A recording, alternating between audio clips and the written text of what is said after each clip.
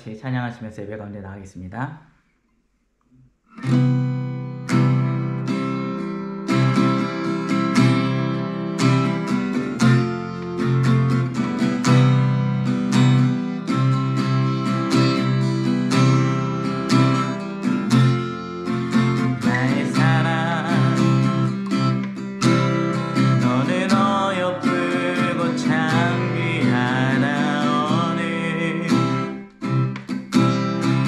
보석보다 귀하라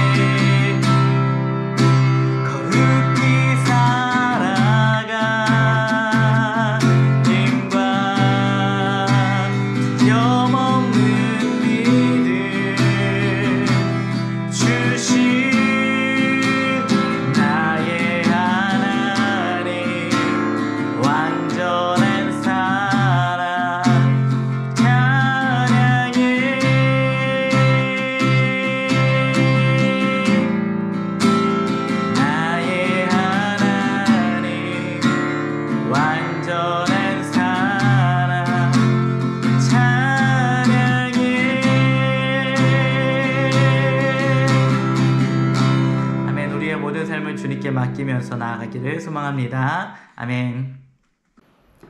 다 같이 사도신경 하심으로 신앙 고백 드리시겠습니다.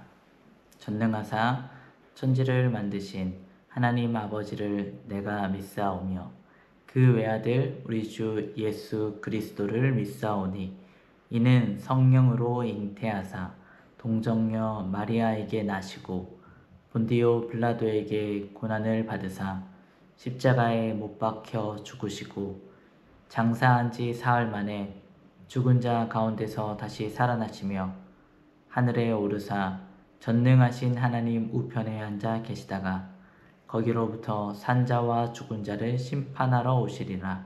성령을 믿사오며 거룩한 공교회와 성도가 서로 교통하는 것과 죄를 사하여 주시는 것과 몸이 다시 사는 것과 영원히 사는 것을 믿사옵나이다. 아멘. 할렐루야. 사랑하는 라이드처치 성도님들 잘 지내고 계신가요? 한국에는 이제 장마가 시작됐다고 들었습니다. 다들 비로 인한 사건과 사고 없이 예수님 안에서 평안하게 지내시기를 기도하겠습니다.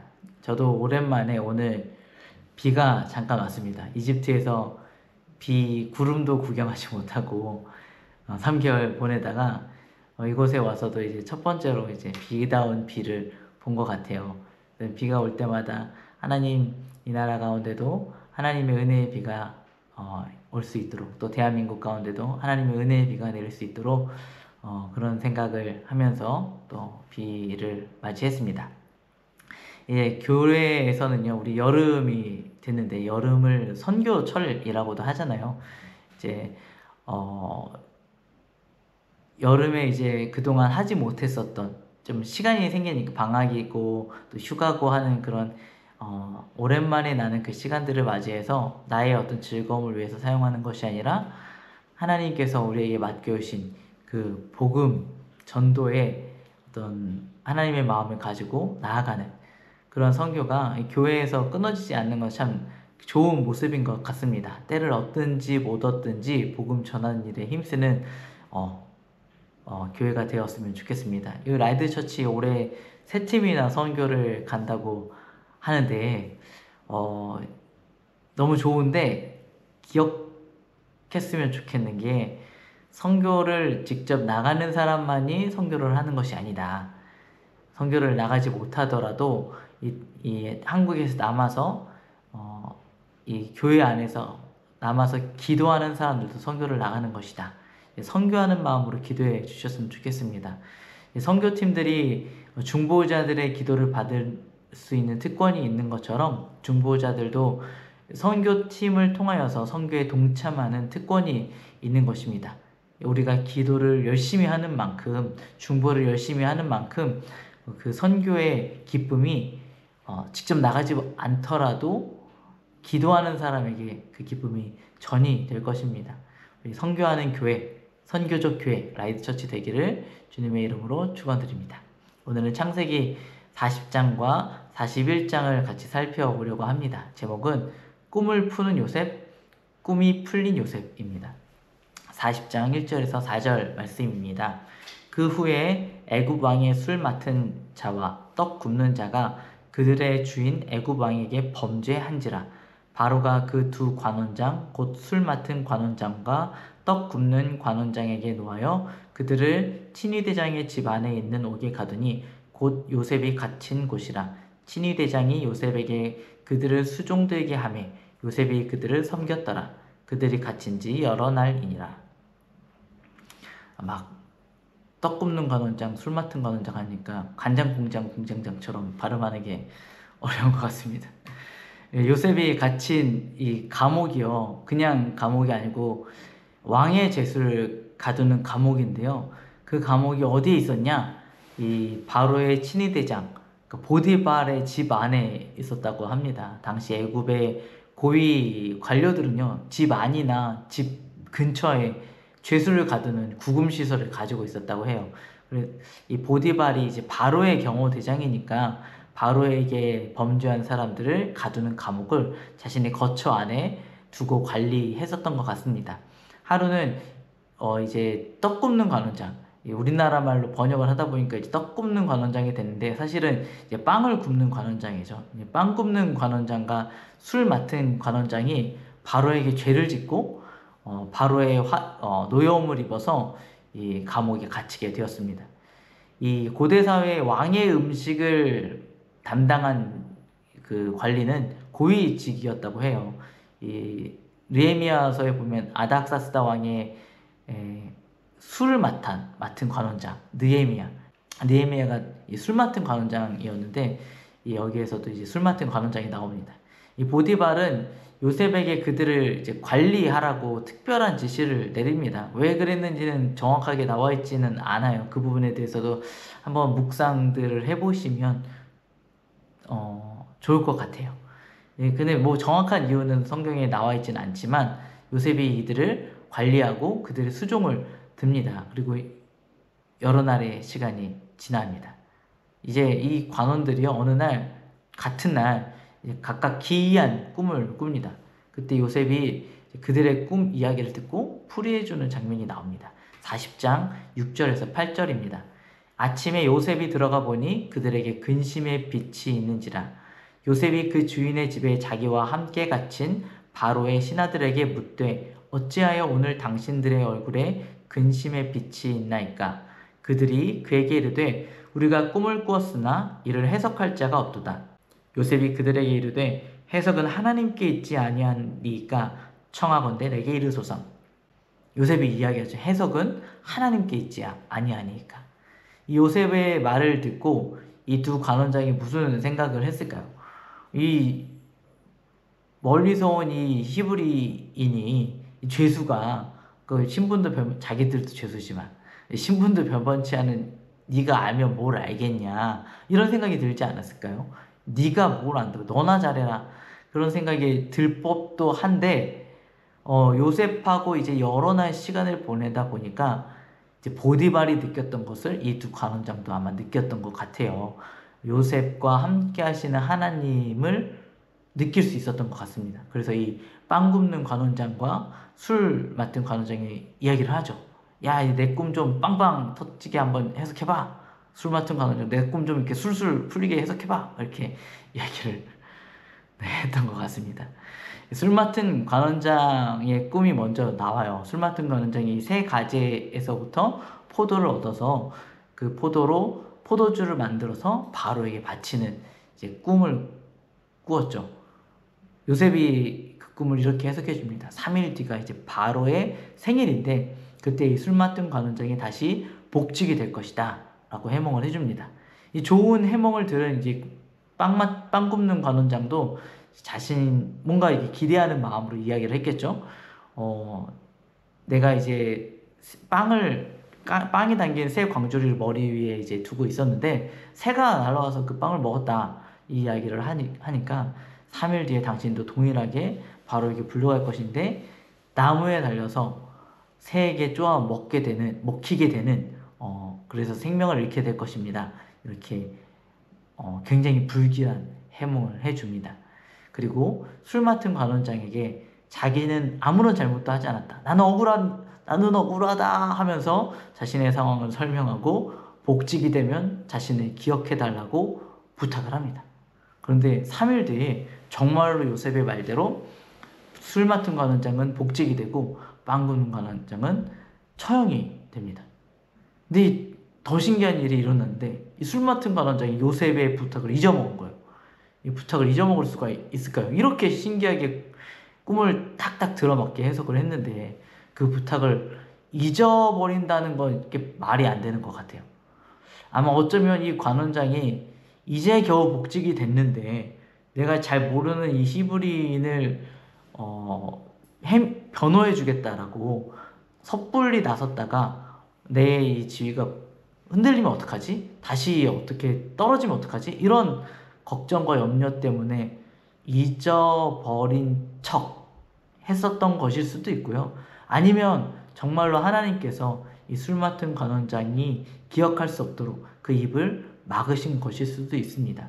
왜냐하면 하나님의 때가 아직 되지 않았기 때문입니다. 요셉이요, 이때 술 맡은 관원장이 요셉의 부탁을 기억하고 요셉을 감옥에서 꺼내줬다라면 어떤 일이 일어났을까요?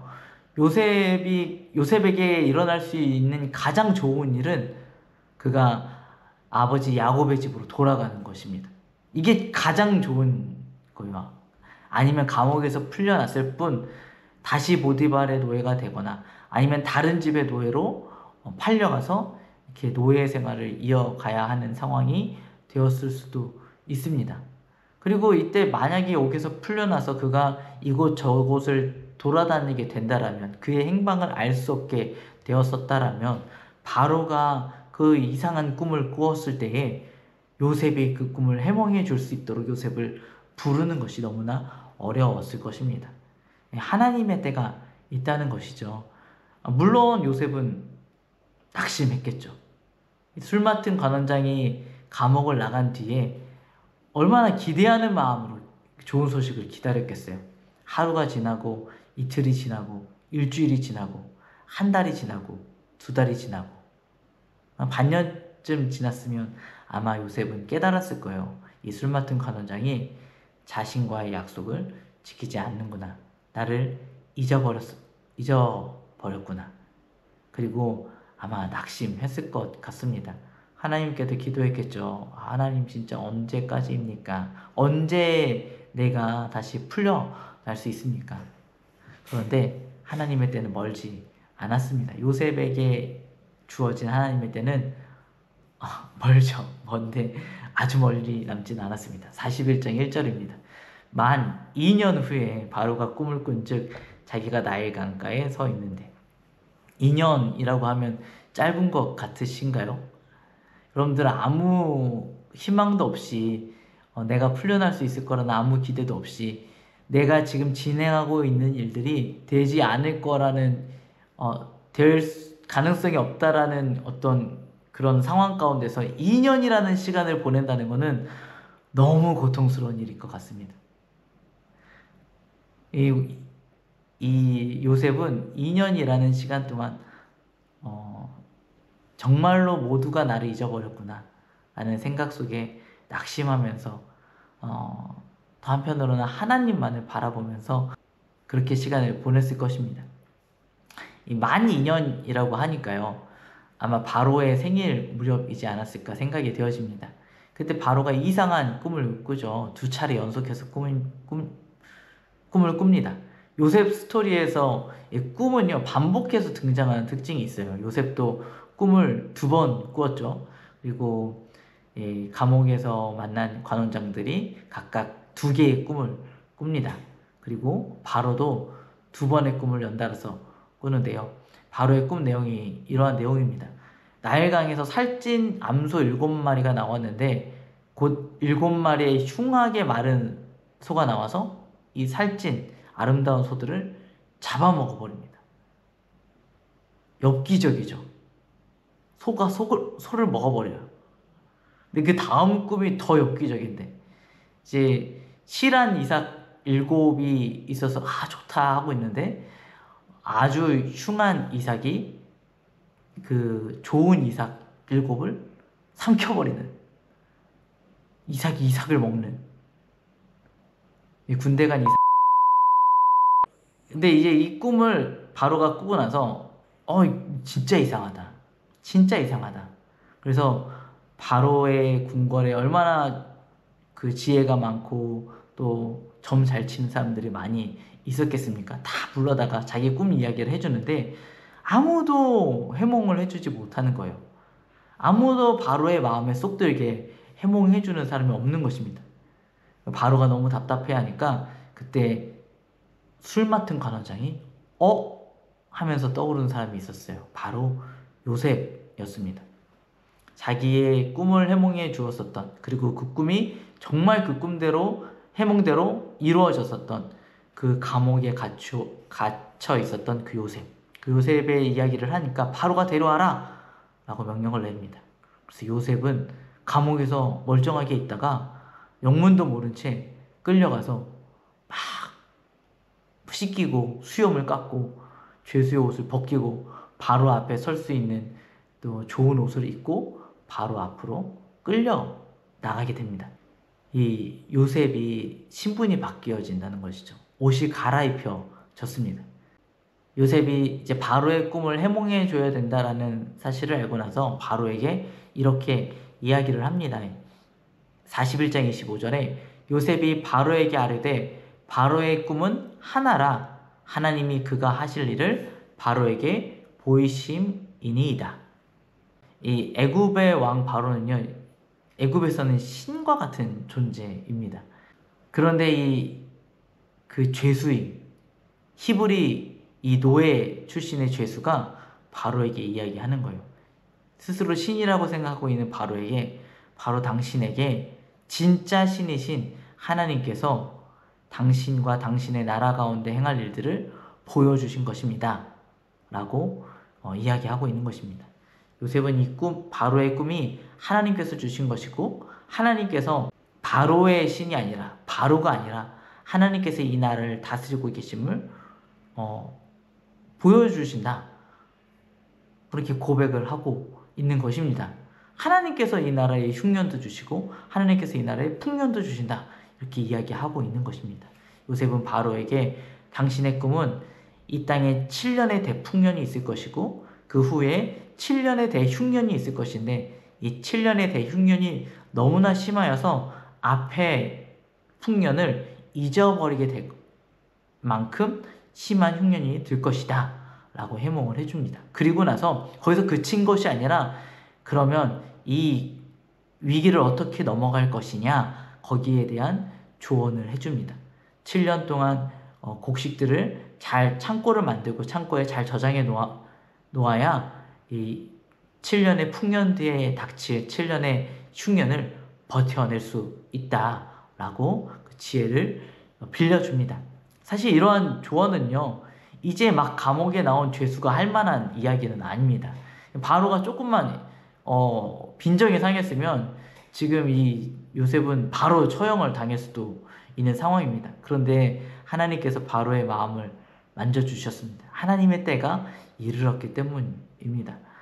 바로는 요셉의 해몽과 요셉의 조언을 모두 받아들이고 더 나아가서 요셉을 그래 그러면 네가 한번 해봐 하고 요셉을 애굽의 2인자로 갑자기 죄수를 애굽의 2인자로 삼아서 자신을 대신해서 그 위기를 잘 헤쳐나아갈 수 있도록 권한과 지위를 줍니다. 이때 요셉의 나이가 30살입니다. 이 30살에 출세하는 꿈을 꾸어라 라는 교훈을 주는 것이 아닙니다. 17살 때 자신의 꿈을 자랑하던 요셉은요 13년 동안 말할 수 없는 고난을 겪습니다. 수많은 연단의 시간을 보내야만 했습니다. 힘들고 외롭고 유혹받고 또 억울하고 잊혀진 삶을 살아야만 했습니다. 13년을 그렇게 살아야 했습니다. 우리가 한 달만 이렇게 살아도요 마음이 무너질 때가 많이 있어요. 그 삶이 1년, 2년이 지나가면요 사람이 무너지게 마련입니다. 그런데 요셉은요 13년의 시간을 그렇게 보냅니다. 내가 무슨 꿈을 꾸었는지조차 잊어버릴 만큼 길고 힘든 시간을 보냅니다. 그러다 보니까 요셉은요 자기가 무슨 꿈을 꾸었는지를 생각할 겨를이 없어요. 그저 하루하루 하나님을 바라볼 뿐입니다. 그리고 하나님을 바라보니까 하나님께서 요셉과 동행해 주셨어요. 그리고 하나님을 바라보니까요 내 꿈만 보이는 것이 아니고 다른 사람의 꿈이 보이기 시작합니다. 다른 사람이 어떠한 근심과 걱정을 하고 있는지가 보이기 시작합니다. 그리고 다른 사람들의 그 걱정과 근심과 또 꿈의 이야기들을 듣고 그것을 풀어주는 사람이 되어집니다. 나한테만 집중해서 다른 사람이 어떻게 되든지 간에 알 바 아니고 나만 잘 돼야지, 나만 앞으로 나아가야지 하면서 밀치면서 나아가는 삶이 아니라 다른 사람들의 근심을 돌아보고 그것을 품에 안고 풀어주고 하나님의 방법으로 인도하여 주는 그런 사람으로 변화된 것입니다. 그리고 그렇게 살다 보니 하나님의 때가 이르러 다른 사람의 꿈을 풀어주면서 자신의 꿈이 이루어지는 그러한 인생이 될 수 있었던 것입니다. 요셉은요 애굽에서 아내를 얻고 두 아들을 낳습니다. 므낫세와 에브라임인데요. 41장 51절 52절 말씀입니다. 요셉이 그의 장남의 이름을 므낫세라 하였으니 하나님이 내게 내 모든 고난과 내 아버지의 온 집 일을 잊어버리게 하셨다 하며 차남의 이름을 에브라임이라 하였으니 하나님이 나를 내가 수고한 땅에서 번성하게 하셨다 함이었더라. 이 고난이 지나갈 때는 고통이지만 지나가고 나면 추억이 됩니다. 하나님께서 이 고난을 잊어버리게 해주십니다. 다시 회복할 수 있는 그 순간을 허락해 주실 것입니다. 그러니까 지금 나한테만 너무 집중하지 않았으면 좋겠어요. 내 꿈, 지금 이루어지지 않고 있는 내 꿈에만 집중하면 너무나 많은 것을 우리가 놓치게 됩니다. 대신에 하나님께 집중하면 하나님께서 하나님의 뜻을 보여주시고 또 다른 사람들의 근심과 걱정과 꿈이 보이게 되어집니다. 그러다 보면 내가 지금 무엇을 해야 하는지, 어떻게 살아가야 하는지 깨닫게 되어지고 하나님의 뜻 가운데 거할 수 있게 되는 것입니다. 하나님이 하십니다. 매일 하나님을 신뢰하고 하나님께 맡기고 나아가는 저와 라이트 처치 되기를 주님의 이름으로 축원드립니다. 기도하겠습니다. 하나님 감사합니다. 우리의 인생 가운데 하나님께서 일하여 주심에 너무나 감사합니다. 우리가 때로는 고난 가운데 힘들어하고 외로워하지만 하나님의 때가 이를 것을 우리가 기대합니다. 하나님, 그러니 지금 나의 힘듦과 괴로움 가운데 너무 집중하지 않게 하여 주시고 우리 주변 사람들을 위하여서 그들의 필요와 그들의 눈물 가운데 우리가 반응하고 그들을 바라보는 하나님의 마음에 우리가 반응하여서 그들의 꿈에 우리가 개입하고 하나님의 일하심들을 그들 가운데 보여줄 수 있는 그러한 복의 근원된 인생들 될 수 있도록 하나님 도와주시옵소서. 지금의 고난의 시간들 견뎌나가는 것이 참 어렵습니다. 성령 하나님께서 함께하여 주시고 하나님, 그럼에도 우리가 견뎌낼 수 있는 것은 우리를 인도하고 계신 그 하나님이 너무나 크고 위대하시고 대단하신 하나님이심을 우리가 또 그런 하나님이 우리를 사랑하고 계시는 하나님이심을 우리가 믿기 때문입니다. 하나님, 세계 열방 가운데에 얼마나 많은 어려움과 문제들이 있습니까? 지금도 전쟁으로 괴로워하고 힘들어하는 이들, 또 가난과 기아로서 힘들어하는 이들이 너무나 많이 있습니다. 하나님, 그 가운데 역사하여 주옵시고 위로하여 주시고 또 우리가 할 수 있는 작지만 또 할 수 있는 그러한 일들을 알려주셔서 주님의 뜻 가운데 우리가 동참케 하여 주시옵소서. 감사드리며 살아계신 예수 그리스도 이름으로 기도드렸습니다. 아멘. 오늘의 기도 제목입니다. 우리 주변의 사람들을 위해서 무엇을 기도하고 어떻게 도와야 할지 알려달라고 기도합시다. 지금 전 세계 가운데 일어나고 있는 전쟁이 그칠 수 있도록 세계를 주관하시는 하나님께 기도합시다. 내가 겪고 있는 이 고난의 시간을 견뎌낼 수 있는 힘을 달라고 기도합시다. 기도하겠습니다.